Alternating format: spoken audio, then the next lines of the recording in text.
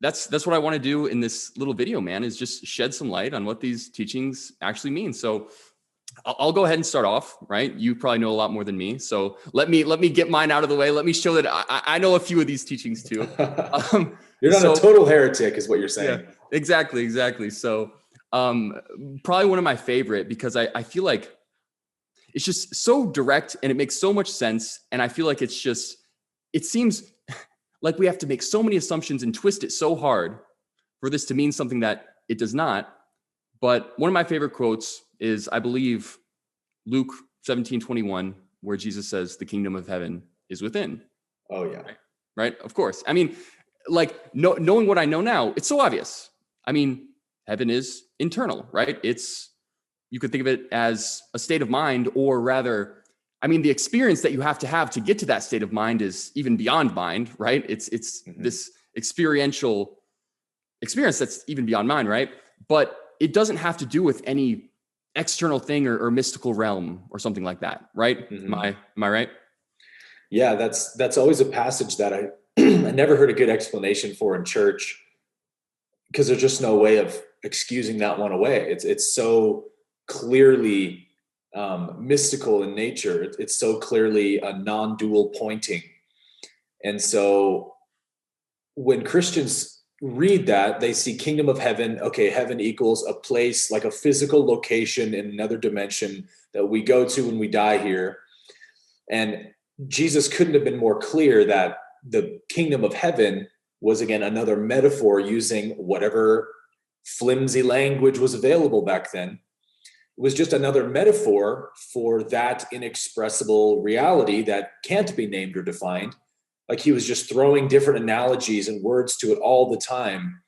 I'm the bread of life. I am the living water. There's one passage where he's using this, the Pharisees say, like, what sign can you show us? Actually, it's the Jews. What sign can you show us? Moses had bread come down from heaven to prove he was from God. What are you going to do? And Jesus says, I am that bread from heaven. Out of Jesus' own mouth, I am that, he says. And he's using the bread. He's not saying, I'm a loaf of bread. Okay, right? It's a pointer. It's metaphorical. And he's basically saying, as Ramana Maharshi or Nisargadatta or any of these famous Hindu sages would say, I am that. I am that nameless, inexpressible reality. I stand here before you. And he says, your fathers ate that freaking bread and they're dead. Where are they? They're in the grave. I am the true bread that comes down from heaven, that man may eat of it and never die. Unless you eat my flesh and drink my blood, you have no life in you. It's like, whoa, talk about a radical teaching for first century Israel. But he was so completely dialed into that reality that he couldn't speak from any other place. He wasn't speaking as an ego, right? He was speaking as that reality itself. He was the mouthpiece for that. And so humans can only interpret his words through the lens of ego, assuming he's speaking as an ego. So they think he's saying, like, I, the human person named Jesus, am the bread of life. And of course, that's blasphemy. So to say, like, the kingdom of heaven is within you, I think Jesus was always purposefully doing these role reversals on people. And in so many of his teachings, he would invert the script on people, because they're like, where is heaven, Jesus? Where is the sign of its coming? How can we locate this place called heaven? And he's like, you can't locate it. You're never going to find it. It's inside of you. Hell yeah. And yeah, even the verse before, I love the verse before too, because depending on how it's translated, he says something like, heaven does not come with visible signs, or heaven cannot be observed, right? And it's have you read the Gospel of Thomas version of that? No, but please enlighten me. Yeah, what does it say?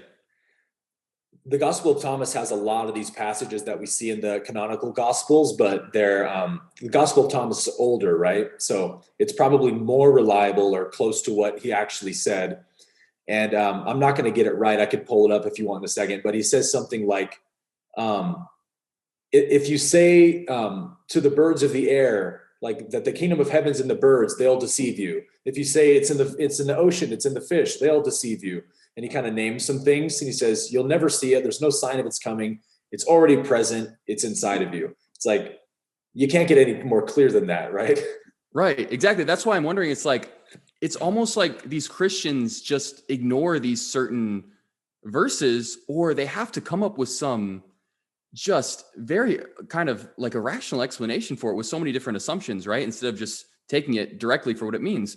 So like, I mean, what is a common Christian excuse for that verse? Like, if the kingdom of heaven doesn't come with any visible signs, right? If it can't be observed, like, how is it some other mystical realm, right? Like that always confuses me, you know? And I feel like there's not any good explanation for that, because in their mind, this realm, it's like heaven is some mystical place that, you know, has all the same qualities of earth, just with like no evil. It's all bliss and peace. And that's observable. Right. Right. And so, yeah, it just confuses me. It's like, I feel like if you really, really, with an open heart, read the Bible, you start to realize that it has to mean something pretty different. So if you read the Bible, if you read the New Testament, or you read, Christ's teachings, if you read the red letters, with any kind of like Eastern philosophy, any kind of understanding of Eastern religion or philosophy, you'll see exactly what Jesus is talking about. It's as clear as day.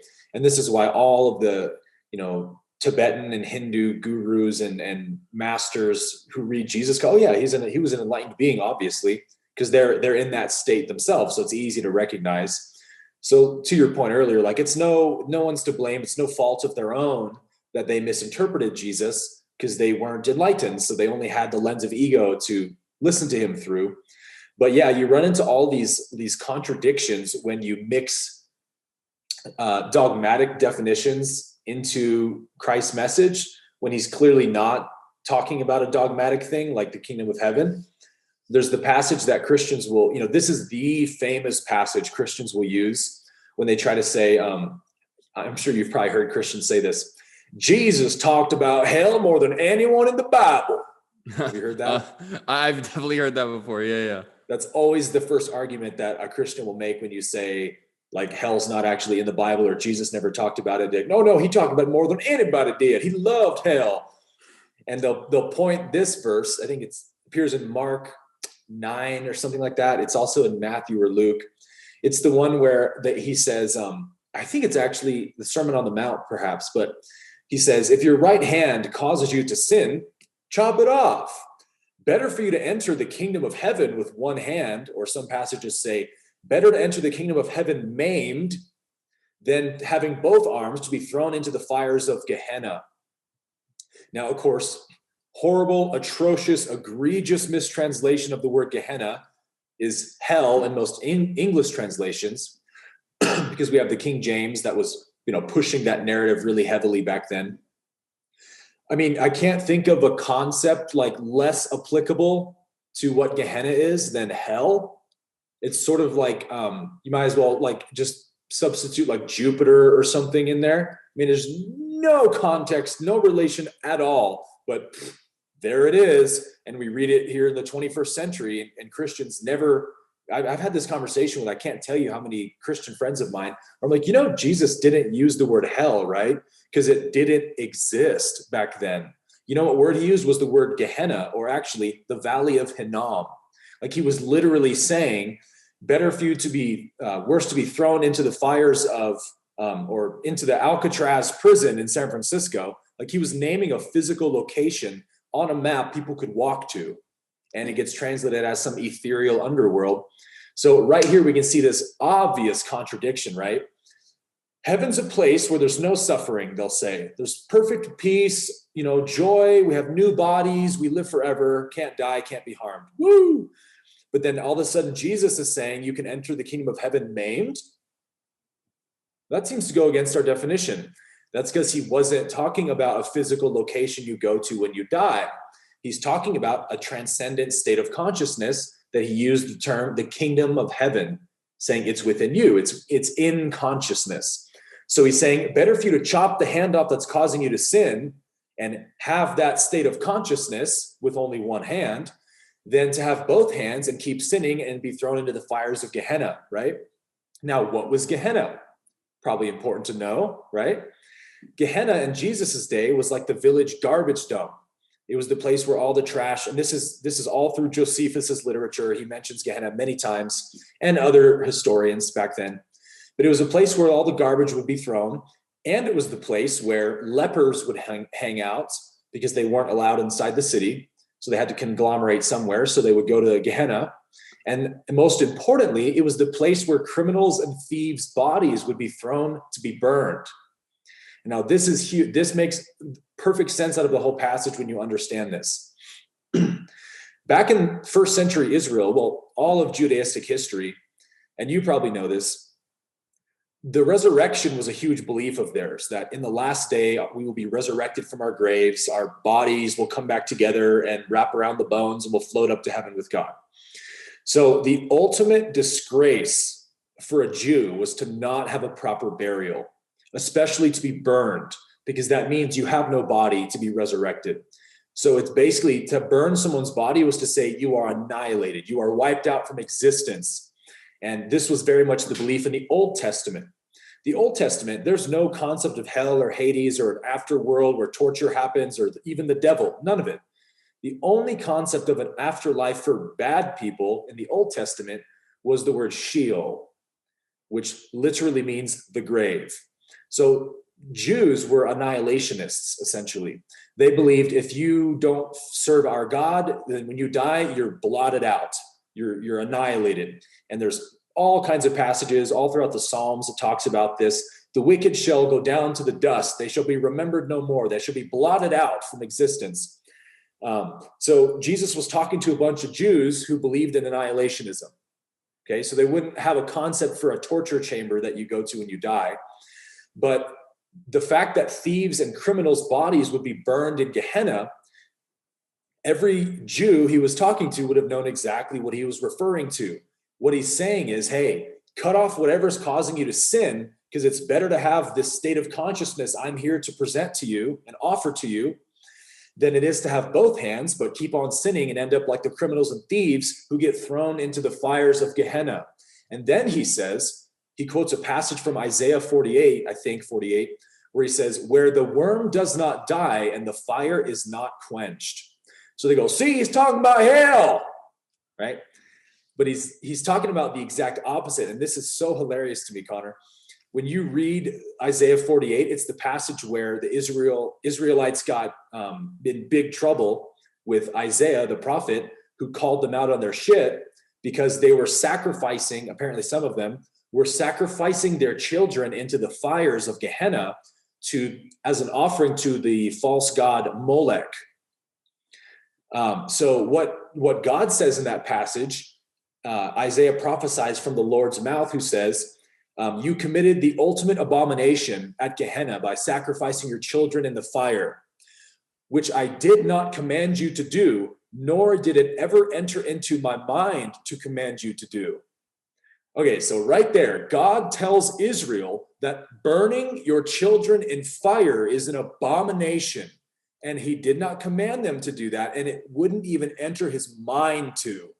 And then Christians say, well, God tortures his children in fire. It's like such an insane contradiction. So Jesus is quoting that passage where God says to the Israelites, because you committed this abomination of sacrificing your children in the fire, apparently God doesn't like that, ironically.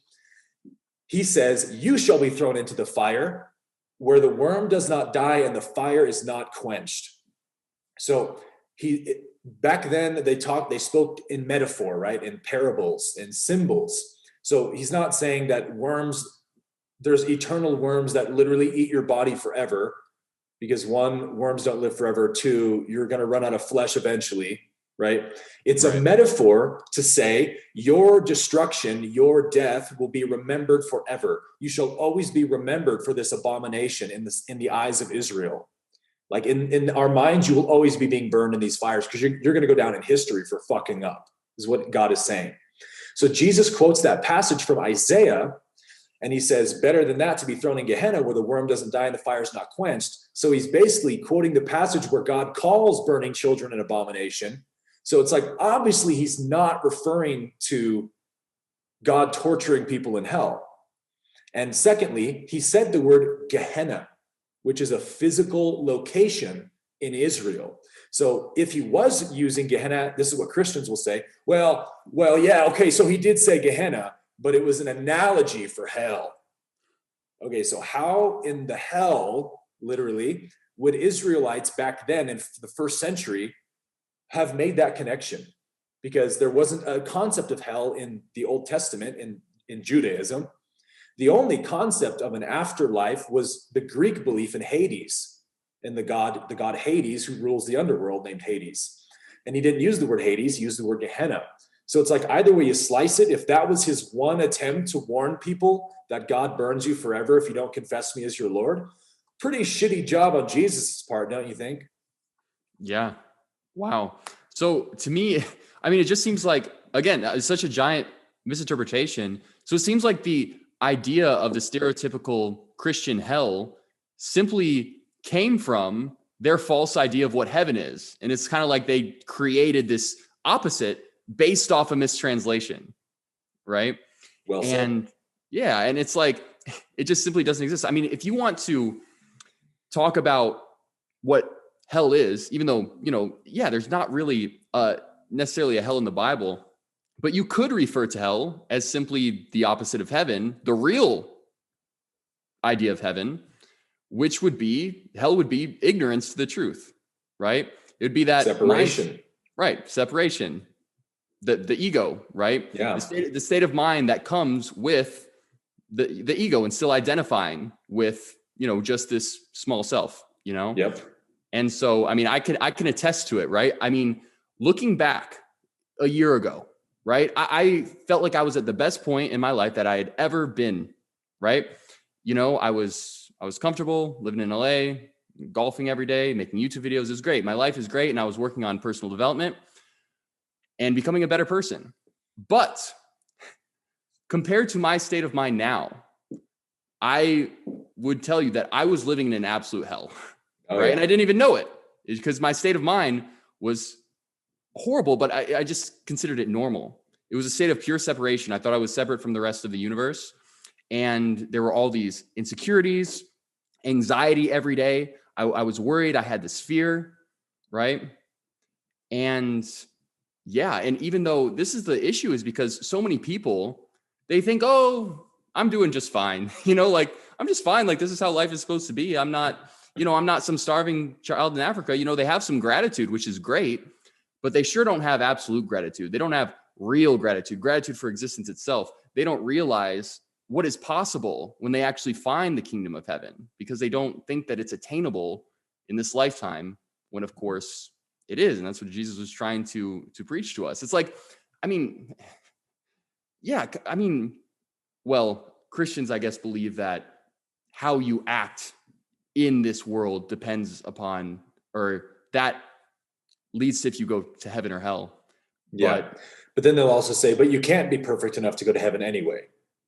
Yeah, those say contradicts like that. Okay, so God set up a game that is impossible to win, but then he's going to punish us for not winning the game.